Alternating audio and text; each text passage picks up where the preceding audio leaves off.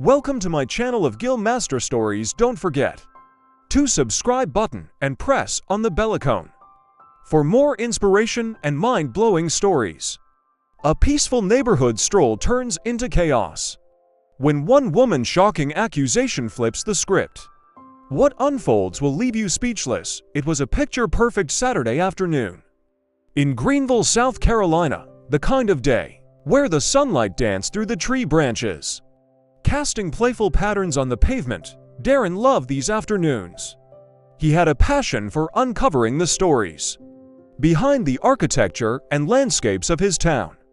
With a camera slung over his shoulder and a small notebook in hand, he wandered the quiet streets, pausing every now and then to admire the intricate details of a Victorian porch or the unique brickwork on an old church. Darren's hobby wasn't just about history.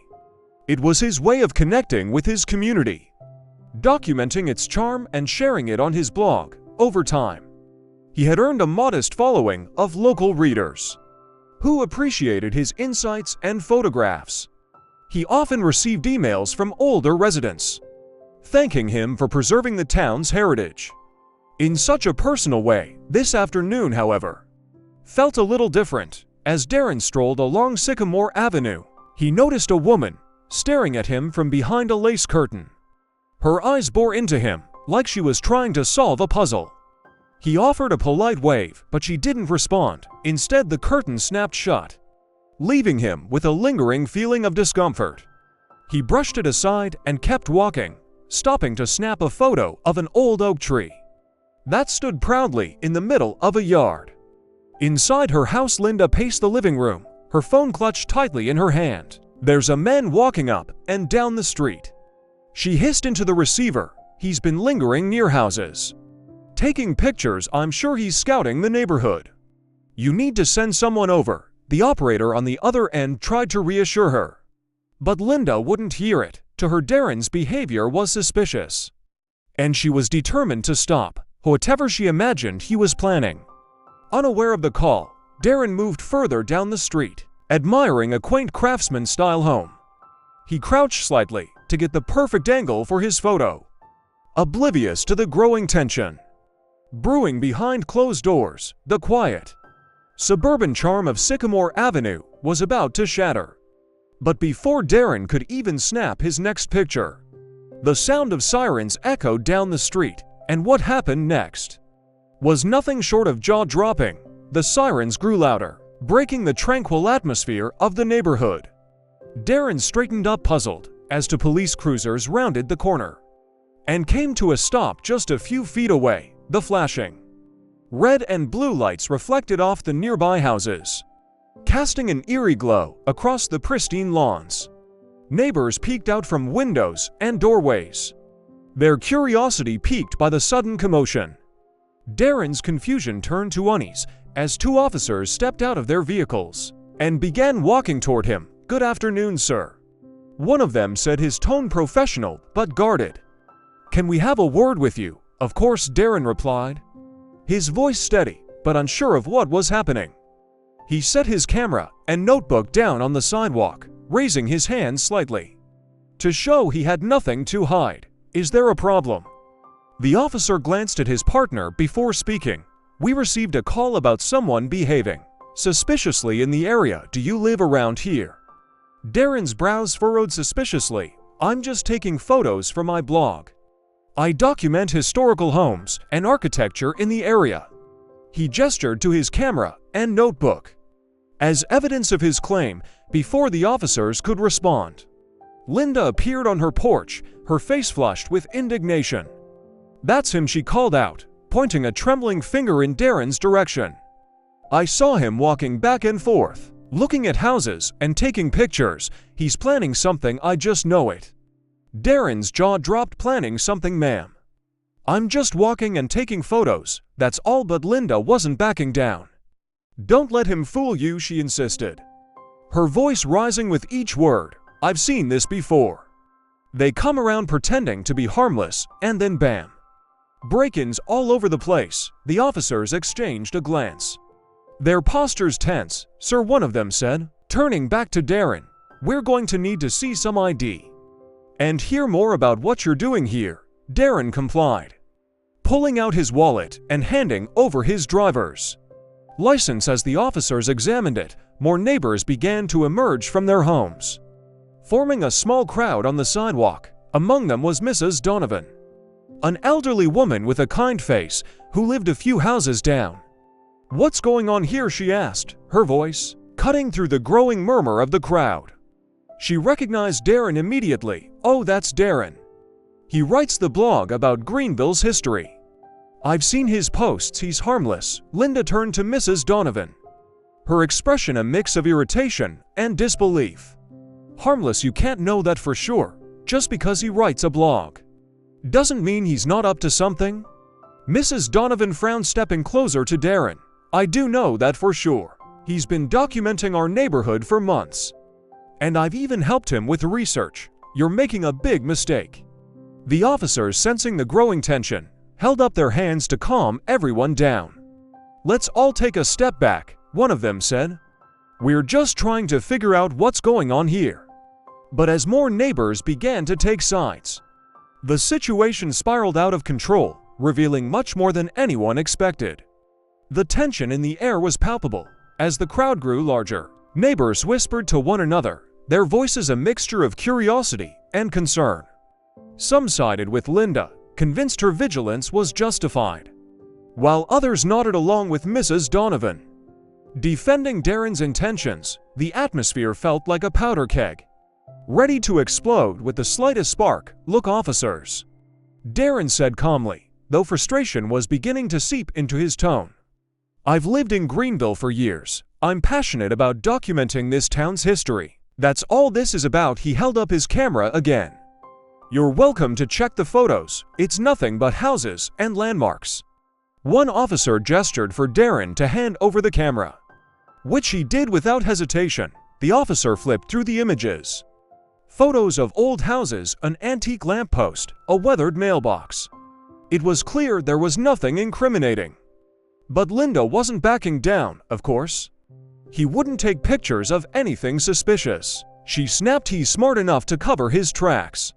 "That's enough, Linda," Mrs. Donovan interjected, her voice firm. "You've always been quick to judge people, but this is too far. Darren has done nothing wrong." Linda folded her arms, her jaw tightening. "And what if I'm right? What if in a week someone's house gets broken into? Will you all thank me?" Then the murmurs in the crowd grew louder, with more neighbors joining in. A younger couple, Mia and Jared, stepped forward. "We've read Darren's blog," Mia said. "He spotlighted a lot of our town's history. Honestly, we're grateful for what he does." "Exactly," Jared added. "Linda, you can't just assume the worst about someone because you don't recognize them." Linda's face turned red, but she stood her ground. "It's not about recognizing him. It's about being cautious. You can't be too careful these days." The crowd was now fully split. On one side were those who defended Darren, citing his contributions to the community and his obvious innocence. On the other were those who, like Linda, felt his actions were suspicious and warranted concern. The officers found themselves in the middle of the brewing storm, trying to maintain order. "Everyone, please calm down," one officer said, his voice firm but diplomatic. "We're just here to ensure everyone's safety. No one is under arrest. We're just gathering information." Darren shook his head, his patience wearing thin. "I get being cautious," he said, addressing the crowd, "but what's happening right now? This isn't caution, it's something else entirely." His words hung in the air, heavy with implication. The crowd fell silent, some looking down, others exchanging uneasy glances. Mrs. Donovan stepped closer to Darren, placing a reassuring hand on his arm. "This isn't right," she said softly, but loud enough for the others to hear. "We're better than this, aren't we?" And just when it seemed the situation couldn't escalate further, someone in the crowd decided to speak up, and what they said changed everything. From the back of the crowd, a voice broke the uneasy silence. "This feels wrong, and we all know it." The speaker was Tom, a retired school principal, known for his calm demeanor and sense of fairness. He stepped forward, his presence commanding attention. "I've seen Darren around, I've read his blog. The only thing he's guilty of is appreciating Our community more than most of us do. Linda scoffed, her arms still crossed. So we're just supposed to ignore suspicious behavior. That's how people get hurt. Tom turned to Linda, his tone measured but firm. Suspicious to who, Linda? Darren hasn't done anything illegal or harmful. He's just walking and taking photos. What makes that a threat? The weight of Tom's words settled over the crowd. Slowly others began to nod in agreement. Even those who had initially sided with Linda started to reconsider. The truth was plain to see. Darren was being unfairly targeted, and the reasons behind it weren't sitting well with anyone. Linda, however, wasn't ready to back down. It's easy for you to say, Tom. You didn't see him the way I did. Creeping around acting like he owned the place. Creeping around, Darren interjected, his voice tinged with disbelief. I was walking on the sidewalk taking photos of houses. That's not creeping, that's public space. The crowd murmured again, but this time the tone had shifted. The unease wasn't directed at Darren anymore. It was directed at Linda. Her words, once bolstered by fear and suspicion, now sounded hollow in the face of logic and fairness. Then Mrs. Donovan spoke again, her voice carrying an undeniable authority. Linda, this isn't about being cautious. This is about you jumping to conclusions because Darren doesn't fit your idea of who belongs here, and that's not okay. Linda's face flushed a deep red, and for the first time she seemed at a loss for words. The crowd watched her, waiting for her response. But none came. One of the officers cleared his throat. Breaking the tension, we've reviewed the situation, and there's no evidence of any wrongdoing here. Darren, you're free to go. Darren let out a breath. He didn't realize he'd been holding. Thank you, he said, his voice steady but weary. He turned to the crowd. And thank you to those who stood up for me. It means more than you know. As Darren began to walk away, the crowd lingered. Conversations buzzed quietly, but the tone had changed. People weren't just discussing what had happened. They were reflecting on it. The incident had shone a light on something uncomfortable, but necessary to address. But before Darren could leave, one final voice from the crowd stopped him in his tracks, turning the moment into something no one would ever forget. As Darren walked away, a soft voice called out from the crowd, stopping him mid-step. It was Mia, the young woman who had defended him earlier. Darren, wait, she said, stepping forward. Before you go, I think we all owe you an apology. Her words hung in the air, and for a moment no one moved. Then, to everyone's surprise, Linda hesitated before taking a step closer. Her face was still red, but now it was a mix of embarrassment and something that resembled regret. She's right, Linda said quietly, her voice trembling. I owe you an apology. The crowd fell silent, all eyes on Linda. I jumped to conclusions, she admitted, her words slow and deliberate. I let my fear cloud my judgment, and I'm sorry for that. I was wrong. Darren turned to face her, his expression unreadable. He didn't respond right away, letting her words sink in. Finally he nodded. Thank you, he said simply, his tone measured. But this isn't just about me. It's about how easy it is to let fear take over, to see someone as a threat just because they're unfamiliar. Linda's shoulders sagged, her gaze dropping to the ground.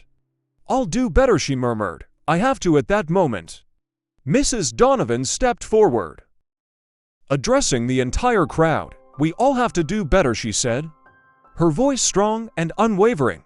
This isn't just about one person or one incident. It's about how we treat each other, how we see each other. We can't let fear or prejudice dictate our actions.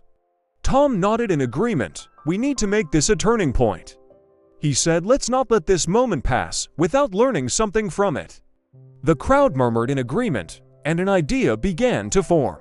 A plan to hold regular community meetings, not just to address concerns, but to foster understanding and unity. Darren, though still shaken, agreed to be a part of the first meeting, sharing his perspective and helping others see the value of empathy and open-mindedness. Linda quietly promised to attend too. It wasn't much, but it was a start. As the crowd dispersed, Darren walked away with a mix of emotions: relief, frustration, and a glimmer of hope. What had started as a walk around the neighborhood had turned into something far more significant? A wake-up call for an entire community. This story reminds us of the importance of looking beyond our assumptions and choosing understanding over fear. If you've ever felt the sting of being judged unfairly, or witnessed someone else being treated this way, let this be a call to action. Stand up, speak out, and strive to be the change your community needs. And don't forget to like and subscribe to the channel. For more content, please leave your comments and share your experiences. Thank you for being part of Gill Master Stories community. See you soon.